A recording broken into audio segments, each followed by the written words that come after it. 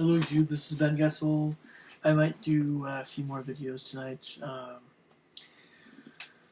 But anyway, it's Sunday 11:57 p.m., February 26th, 2017. Um, so um, in this video I'm going to talk a little bit more in depth about a number of different things that I think are it's a subject area that's in between my own religious beliefs and the supernatural and ghosts and paranormal, that sort of thing. And also, maybe I'll touch on things that maybe might be considered the occult, that sort of thing, but supernatural, basically. So these kind of subjects do overlap a bit. And I also am aware that certain cultures are very hesitant to talk about certain subjects. Um, and so I just apologize in advance for those folks who are watching this that might not want me to talk about certain things too much. I'll just try to be considerate in some many respects. So, that being said, so again, this is I'm talking a little bit more in depth about what I believe is true regarding things like what happens to, well, the essentially the all sort of the who are humans as opposed to animals and plants, and where do we come from, and what happens especially after we're dead, where are we going to be, and how are we existing, or how do we exist, and just what's going on over there, the other side, and then just the nature of other beings, and then kind of just what happens when with certain practices and ghost hunting, that sort of thing, and other such things. So first off, so I mentioned already my religious beliefs already in another video, but I am Mormon. I have sought to make a lot of connections with other folks in real life, and also when I watch things just on TV and movies, and more especially with, I think, tried to make more connections with other Christians, Catholics, Protestants, but also other folks as well. And it is true, that we did exist before we were born. It's just that because we don't remember that life, that existence, that's why we have all the different beliefs regarding our identity. And but yeah, we existed before we were born, and we lived with God. And when we came to Earth, we were going to be tested to see what we were going to be good or not so good. And at some point in time in the future, we're going to be evaluated, and we're going to go to a place that we are going to be happiest. So that's kind of the nutshell of life right there. So that's why it's important to try to choose good things in life, to have a certain character that will enable us to live with God again. And so that's kind of thing, it's a kind of a religious kind of message as it is, but it also is huge in the supernatural realm. So supernatural realm, talking about people that have died, talking about ghosts. What are ghosts? Ghosts are just dead people, right? It's also kind of what about the really scarier types? You mean demons, right? Well, I believe in angels. I believe in demons. Demons are the darker, sometimes black looking beings that sometimes people see here and there that are really, really frightening. And they can take different forms, of course. So a number of different creatures, pretty much all the majority of ones that we tend to be most frightened of, have either some indirect connection with demons, or in fact were observed by someone, described, and they were in fact demons, most likely, in the past and present. For instance, there is the legend of the Mothman. The Mothman, if the Mothman does exist, is probably a demon because of, yeah, I mean, yeah, that's just one of many instances. Now, there are other creatures and beings that are neither demons nor ghosts that are more corporeal, I think.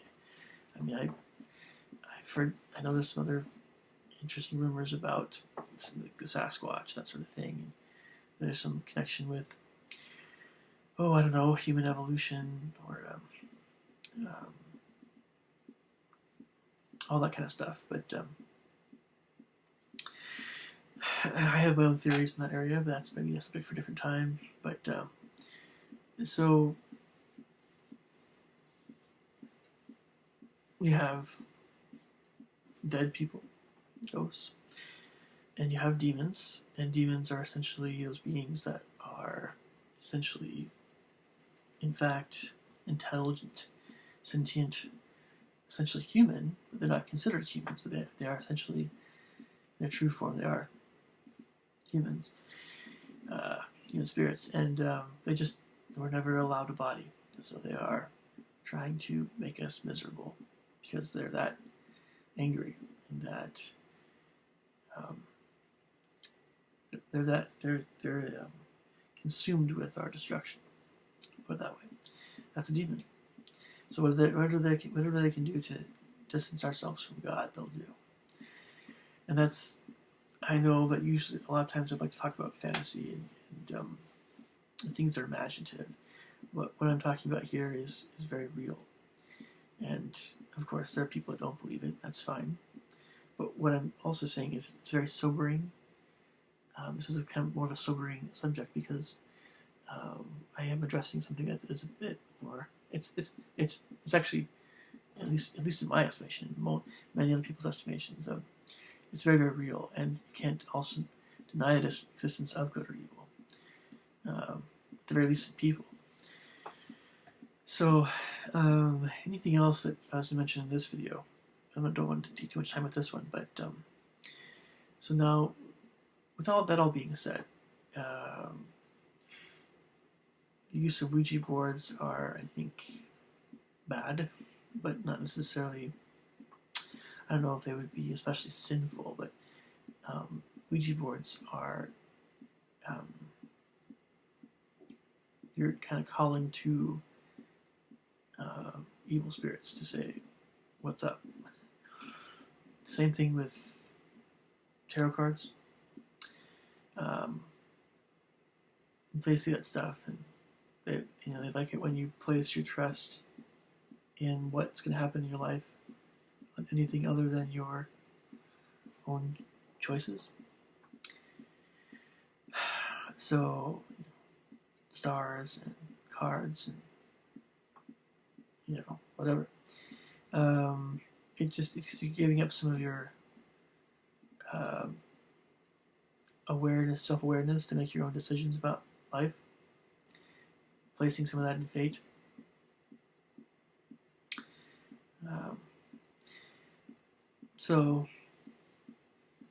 And I'm just going to mention a lot of things here as I go.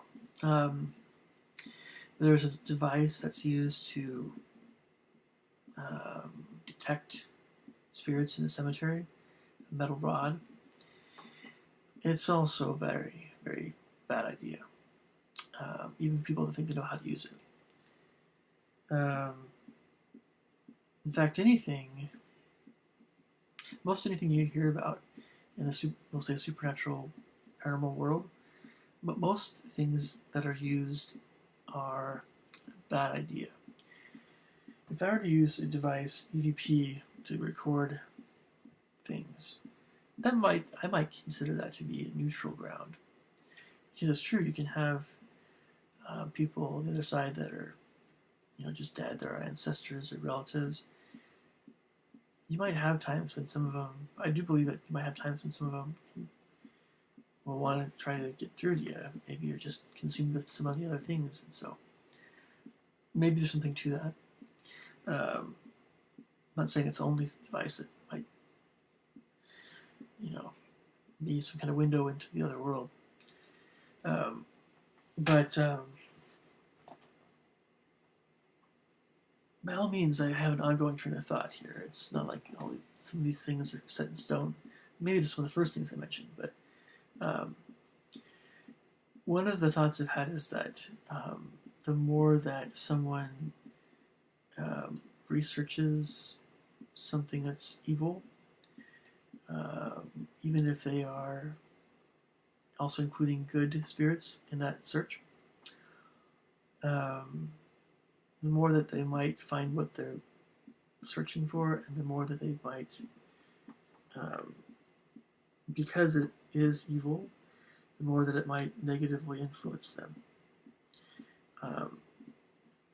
And it's the same similar idea with one of the quotes by Friedrich Nietzsche at the beginning of when you play Baldur's Gate.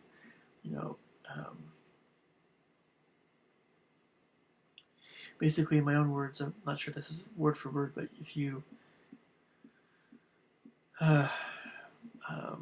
fight monsters, if you gaze into the monster's eyes, or gaze into the abyss also gazes into you.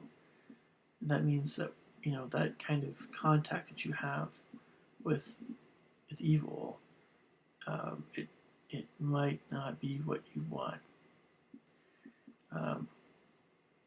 Because it might end up influencing your character for the worse.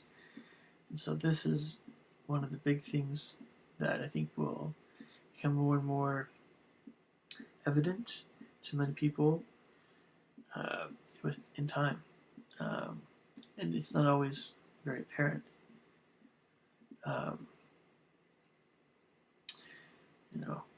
Those effects, but you cannot deny that some things are very bad for someone to do.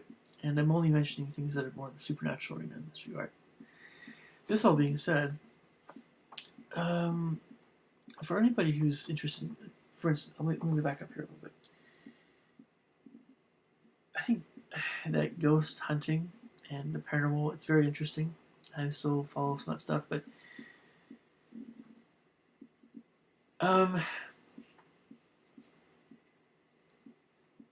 again, if you contact, or if you have any kind of dealings with an evil spirit ever in your entire life, and actually have that happen, that evil spirit's going to want something from you. You will feel drained. And fortunately, I don't know this from personal experience. I only know what it's like to be in the vicinity of a very bad evil spirit in my life before. What that feels like. But if you are on a daily basis, if you're Catholic and you actually are an exorcist, this is why it's vital for an exorcist to have the such a sterling character, because you're dealing with evil on an ongoing basis. You're in the front lines, and so in order to keep yourself from going berserk, that's why it's so important to be pure. And that's anytime you're going to battle. And so ideally we would all want to be as godly as we can be. It's just not easy sometimes. But we don't want to talk about these things sometimes, because this is the sobering truth. Some of the sobering truths of things that are spiritual in nature. it is true that there's a it's a battle of good and evil. It's gone on in the past and it's still going on. You can deny it, of course. It's easy to deny it, but it doesn't mean that it's just not going to exist because you deny it. You just simply just don't believe it's occurring, but it is. And again, with time, everybody ultimately will see that there is a battle going on, and in the battle involves what's going to happen to each one of us. Are we going to uh, be good or evil? And so we are in the middle. We are the pawns. Um, we're not on the sidelines. We're in the middle of the battle. If we were dead and we had picked a side, we'd be maybe a little bit more on the sidelines, perhaps. But so on that pleasant note, I'm going to probably make one or two more videos tonight. But I thought I'd at least explain those things a little bit more in depth. So this is why you can see why there's so many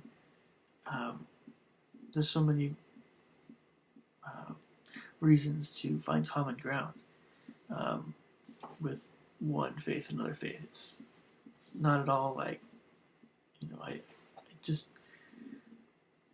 I've never been dogmatic, and I never intend to be. So anyway, I'll catch you guys later. Have a good night.